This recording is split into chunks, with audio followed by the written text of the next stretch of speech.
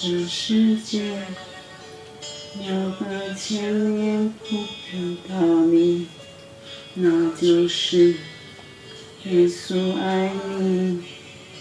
This week, it'll have been exactly 1 year since I started posting videos again talking about Mom, her dementia, and this journey that we've been on. And the outpouring of support has just been incredible. I just can't thank all of you enough for all your kind words, your support, your love, and especially with sharing your own stories. And I love reading and responding to all of your comments. And some of the most common comments that I get are ones telling me just how strong I am and how I've been able to hold it down. And along with that, some of the other comments that I get, mostly from people that are younger or much younger than me, are ones expressing fear about having to face the potential of this type of situation in the future with their own families. I was just reflecting on those comments this week, and the truth is, I don't consider myself strong. If you had asked me just even 2 or 3 years ago before all of this began, I would have expressed the same type of fear, not knowing how to react in this type of situation, and if I'd be able to do the things that were required of me. And reflecting back, this isn't the first time that I felt this type of immense fear from being thrust into a situation that I was entirely unprepared for. I remember growing up in Taiwan as a little kid, looking out the window every morning and seeing all the kids wearing their uniforms, dressed up carrying their books in their bags, getting ready to go to school and walking to school together. It always made me so fearful, the thought that Mom would send me off to school by myself away from her, and that I'd spend the whole day away, learning things that were unfamiliar, and having to meet and get to know strangers. And so I was elated when Mom told me that I wouldn't have to go to school for a while, and that they would teach me from home themselves. And so I continued watching the kids in their uniforms go to school each morning, happy that I wouldn't have to join them. But little did I know that that was short-lived, and my parents actually had even bigger plans for us. You see, it was shortly after that my parents packed us all up and moved us to the US. And so the reason that I didn't start school in Taiwan was because a few short weeks after that, I would be in the US and I would be starting school in a new country. I remember being so nervous and so fearful of that whole situation, wishing that I had gone to school in Taiwan instead. Because now I was with a bunch of kids that didn't look like me, who spoke a language that I didn't even understand and couldn't communicate with them. I remember telling Mom one day that I didn't want to go anymore, asking her if I could just skip it and stay at home with her, and that it seemed like all the other kids liked each other and got along, but I just didn't fit in. And I remember her comforting me, telling me that it might take me a little bit longer than some of the other kids, but if I just stick with it, that eventually I'll get used to it and come to like it and enjoy it. And not to worry if it didn't happen right away, because the timeline that I needed might not be the same as the timeline of some of the other kids, and that I just needed to go at my own pace. And you know, she was right. Eventually I did come to enjoy it, and I love going to school a lot, and I even came to love learning words and reading books and talking to my friends. A dictionary! That's what I always wanted! It was really a case of being thrust into something that I was not prepared for, but then being encouraged by my mom to stick with it. And even though it took longer than I expected and my timeline wasn't what I wanted, I eventually did learn to enjoy it. And this is something that I would see happen again and again. I remember it was after 6th grade graduation and that transition to junior high when our family moved again to a new district.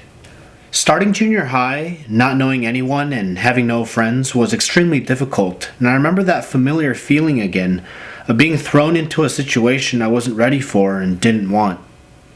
As I shared in past videos, I tried so hard to fit in, even going as far as to change my hair and change my clothes. But it didn't work out. I remember coming home to Mom crying many times, asking why we had to move in the first place. And in the same way as in the past, she would console me and comfort me.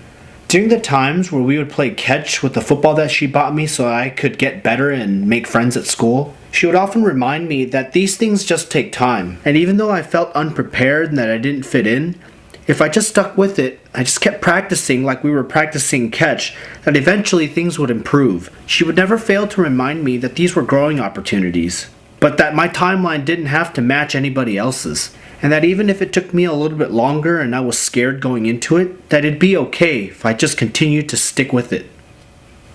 This lesson continued to ring true even when I went into high school. It was at that transition that I realized that I wouldn't be able to just wing it anymore to get good grades. And as I shared before, it was just a painful learning experience to figure out how to study. I remember there was a period where it felt like all my friends were getting ahead, getting good grades and taking SAT prep classes and just boosting their resumes in preparation for college. And just looking at myself and just feeling like I was being left behind. But again, there was another conversation with Mom where she reminded me that the most important thing was that I continued to love Jesus and that I had to give it time to figure out what worked for me. And maybe that was slower than for other people, but that was okay. And that even if I felt overwhelmed and unready, that all I had to do was just stick with it. And she was right. It took me nearly halfway through high school to begin figuring it out, but I got there, and that's something that I carried with me into college. By the time I went to college at USC, it seemed like I had gotten the studying and getting good grades part of it down pretty well. But college life presented its own unique set of challenges that, again, I was entirely unprepared for, and the biggest thing that I struggled with was the living situation. At that point, I really didn't know how to take care of myself and live on my own. And so I have to admit, my parents went to great lengths to take care of me in ways that they didn't have to. In fact, instead of doing my own laundry at school, I would pack up all my clothes at the end of the week and bring it home and actually have my parents do my laundry for me at home.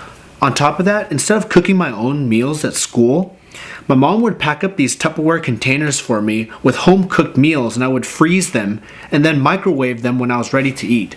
A lot of my friends often half-jokingly asked how I'd ever be able to learn to take care of myself, and if they needed to make space for Mom to move in so that she could take care of me, and if one day I got married, would Mom move in to help take care of me still? I distinctly remember when I talked to my mom about what people were saying and asking her if she felt like I was over-reliant on her. She reassured me that when the time came that I would be able to step up. And again, that even though my timing may be a little bit slower than other people's, that she was thankful that she had the opportunity to take care of me while she still could. I remember her telling me fully confident that one day when things changed that I'd be able to step up and I would take care of her. And looking back now, little did I know that it would be this soon and for this reason. Before Mom got sick, it was really a slow motion process of me finally learning how to be independent and how to take care of myself. And some people may laugh, thinking that it's probably 10 or 15 years past the point where I should have. But ever since Mom got sick, it's just been an absolute fast-forwarded process of drinking through a fire hose and learning how to take care of myself and them at the same time. Throughout all of this, I can't help but think about all the times Mom took such good care of me and reassured me that I was capable when the time came, expressing full confidence in my ability to step up when the time was right and when it was called for. And although it might be true what some people may say that I should have learned a lot of these things much sooner, I just wanted to express and share this thought that Mom shared with me over the years, in particular to those that are fearful about what may come in the future. You see, what Mom always continued to remind me, and what I wanted to share with all of you, is that our timelines are our own, and the pace at which each individual learns, grows, and changes to their circumstances and their environment is different for everybody. But more important than that, the truth is we are all stronger and more capable than we know or expect. And often, it's not until we're thrust into unfamiliar, uncomfortable, or overwhelming situations that we're forced to grow to our true potential.